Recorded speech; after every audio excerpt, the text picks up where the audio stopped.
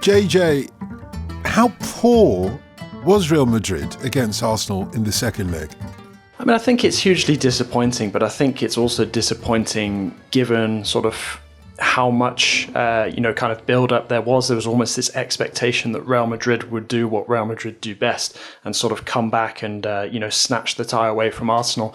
And I think aside from the moment when Courtois saves the penalty from Saka, there's not really any other moment in the game where you really believe that it's possible. And obviously Arsenal taking the lead, basically it extinguished any sort of remaining lingering hope. I mean, I know Real Madrid hit back immediately afterwards, but it just felt like it was building towards something that never really arrived. And I think it underlines the point that many people have started to feel this last year or so, that after really maximizing and taking every single last drop of the summer wine, there's not really anything kind of left in, the sort of the great era of Real Madrid, or the most recent great era of Real Madrid, I should say. And it does really feel like now the focus needs to be on rebuilding this side, obviously building around the likes of Kylian Mbappe, and it does kind of feel like, that aura of invincibility that Real had enjoyed these last couple of years in Europe has gone for a while, because I think people were really shocked with the way that Arsenal blew them away in the first leg, and despite talking a good game, they just never really seemed to believe on the pitch at any time on Wednesday that they were really going to truly get back into the tie and wrest a little away from Arsenal. I think this is the thing, JJ. If there's going to be a rebuild, which a lot of people assumed was probably three-quarters done anyway, even if you have, say, Luka Modric hanging on, for example, Dani Carvajal back next year. And obviously it was interesting to see Carvajal being like maybe one of the gutsiest Real Madrid players, even though he wasn't playing, because he had that word with Saka as he was going off the pitch at half-time about the Panenka pen. It seemed weird to me that fight was sort of brought to the party by a player who can do that for the big moments in Real Madrid, but wasn't playing. It kind of underlined like how little personality they had on the pitch, really, which I think was probably the most shocking thing. I mean, look, Carlo Ancelotti is going to end up carrying the can for this, and I'm sure we'll come to that in a minute. But I think an interesting thing about these Real Madrid performances was so wan, was so pale, that you sort of look at them after these two legs and thinking, okay, like you say, a rebuild is fine, or at least some sort of mini rebuild is fine. But who are you rebuilding around? And I don't think there's an obvious answer to that question. That's the real concern, because you have to give Arsenal enormous credit, not just for the way they played over these two legs, but I think in the second leg, as you said, JJ, there are moments where you think this is going to be the moment where Real Madrid are going to really grasp it. So you think of the Saka penalty miss, and then the Saliba giving away the goal to Vinicius, like straight after they've taken the lead. And those are two moments, really, that when you're away at Real Madrid should shake your confidence.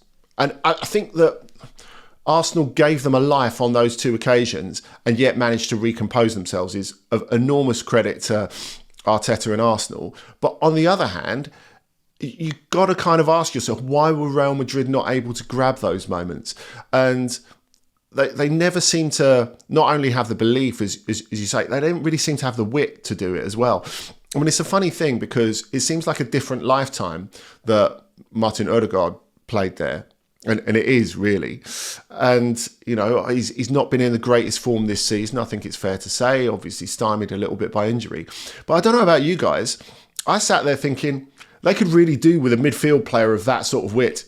It didn't feel to me like they had someone to really cut Arsenal open. They were leaning on Vinicius for that a little bit, really. And, he played better than he played in the first leg and was more influential than he was in the first leg.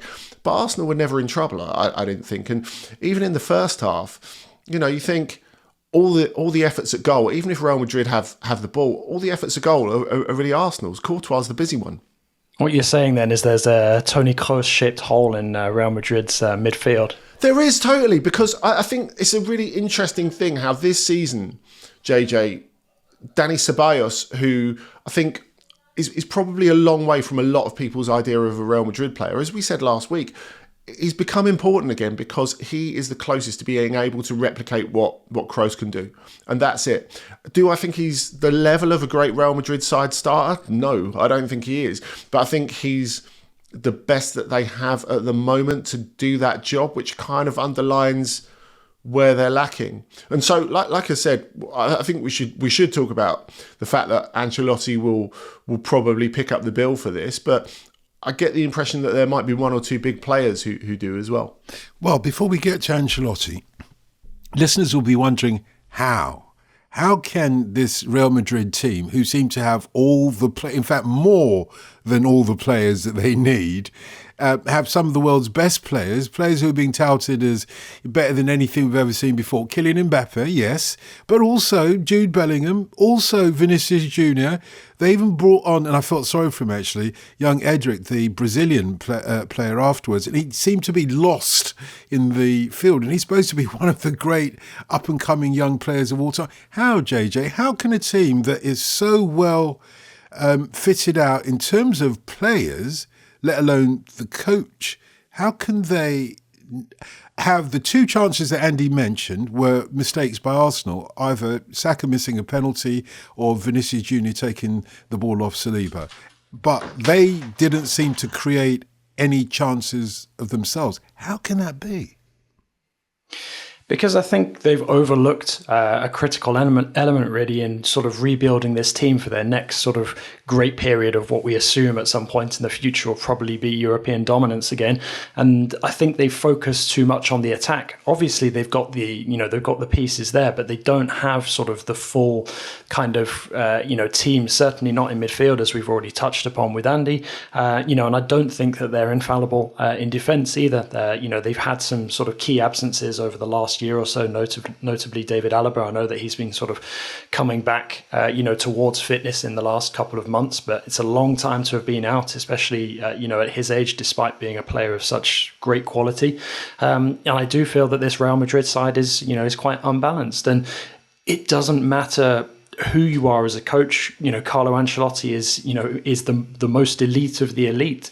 And if you don't have the balance within the players that are available to you, whether that's due to availability or whether it's just that there's not the right combination of players in the squad that has been put together, it's going to be very difficult to sustain the kind of success that Real Madrid have become used to. And I really do think it's kind of been a hiding to nothing for Ancelotti this season, because I always felt that there was going to be a transitional period when you're trying to accommodate somebody like Kylian Mbappe, not just on the pitch, but off the pitch as well, in terms of the dynamic between the players, losing somebody of Kroos' importance as well, not just on the pitch, but in the dressing room.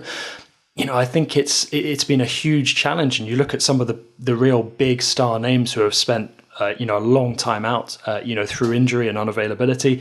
Courtois, I know that he's been back recently, but he spent the best part of a year out.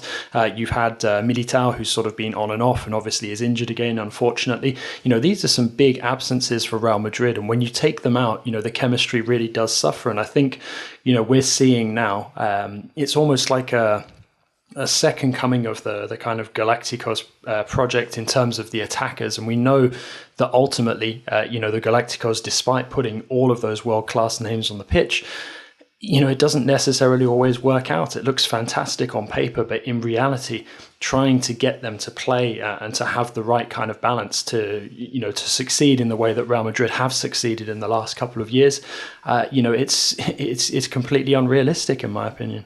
I guess that's a question of we got all a bit carried away. Are we guilty of getting a little bit carried away with the names on paper, because we thought it would be a seamless transition as Modric and as the twilight of his career as Kroos goes? Because I think you go back a couple of years and we've looked at Tchouaméni, Camavinga, Bellingham, and we've definitely said on here, who is going to have a better midfielder? Who's going to have a better midfield than them over the next decade? Because that is a decade's worth of great midfield. I feel there are more questions than answers, and I think they've been lucky to get through a lot of this season with some of the intrinsic quality they have, and you've been able to say that about Real Madrid in previous seasons. I just think when you look at them defensively last season, They're impeccable.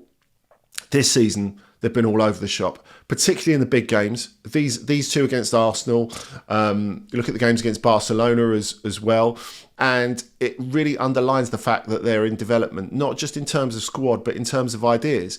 And I guess the big question, is Ancelotti part of that? Or do you need a different coach to take that forward, to have a different vision of the game and how this Real Madrid are going to play? Let's not forget as well that this lot aren't Galacticos in the sense that we thought of Galacticos in the past. When Ancelotti got all these players, we thought, oh, well, these guys are the real deal. They're not there to sell shirts, are they? They actually can play ball.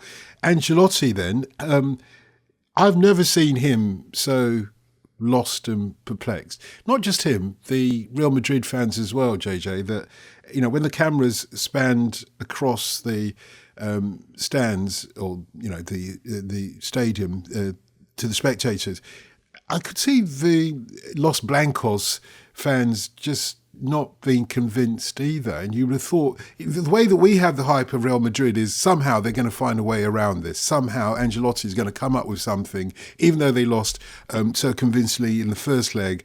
He's the wily fox, if you like, of football. He'll find a way out. But here he looked as if there was no way out for him. He couldn't figure out a way. And he clearly has come to the end of his run as Real Madrid coach, hasn't he?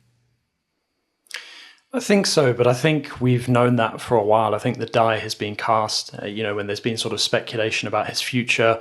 Will he be offered a new contract? I think something that has kind of added to the uncertainty is the fact that given when Didier Deschamps is stepping away from the French national team, I think there's a feeling now that obviously they can't pivot to somebody like Zinedine Zidane, or it would be a big surprise if they did, seeing as that is kind of how Real Madrid have approached their managerial hirings in the sort of past decade or so.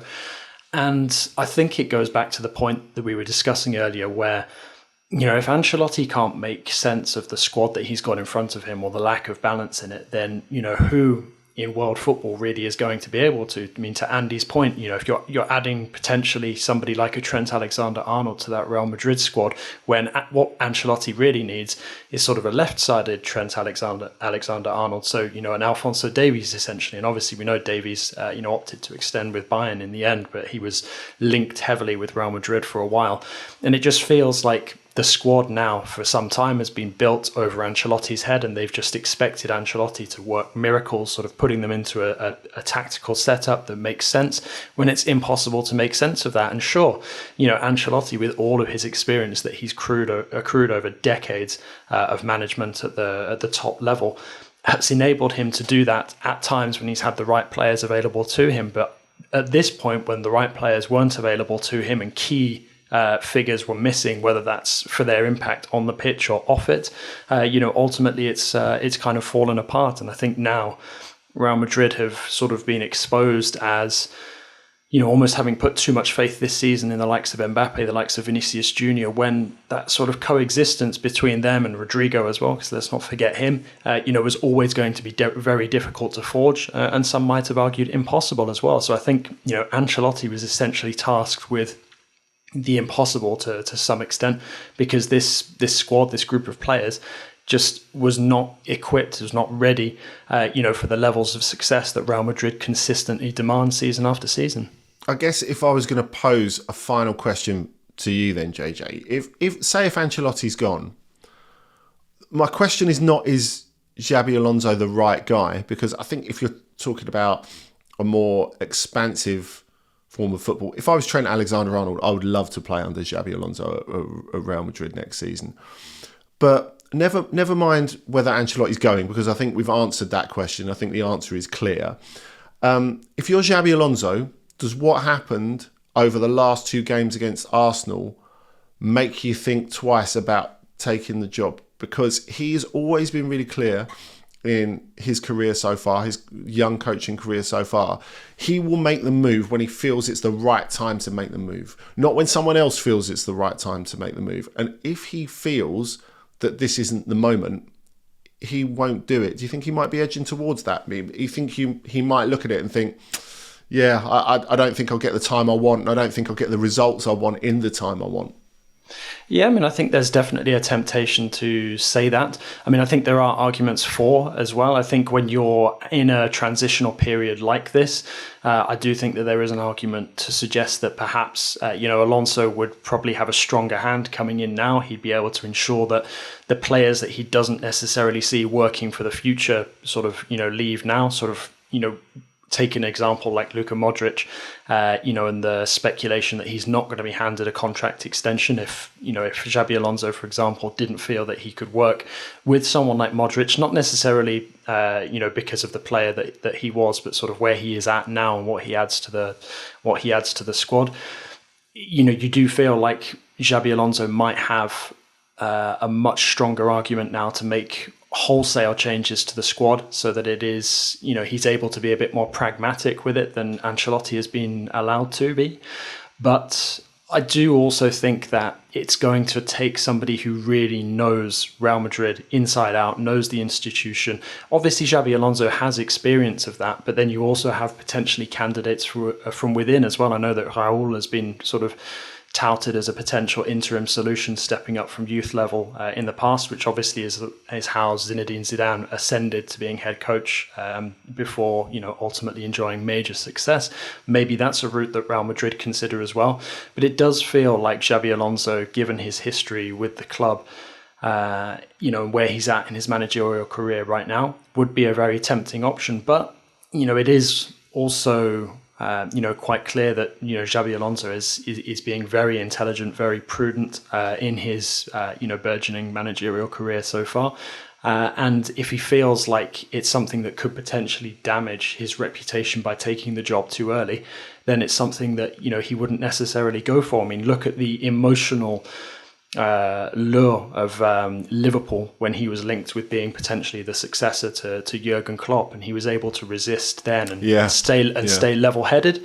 So he does have previous in that respect, and it does feel like he is definitely capable of saying if it's not right for him that he won't be taking the job. But I do wonder if now is actually the better time for a candidate like a Xabi Alonso to actually step in and make the changes necessary to expedite potentially turning this Real Madrid side around more quickly than if somebody else with perhaps a little less experience at senior level would have.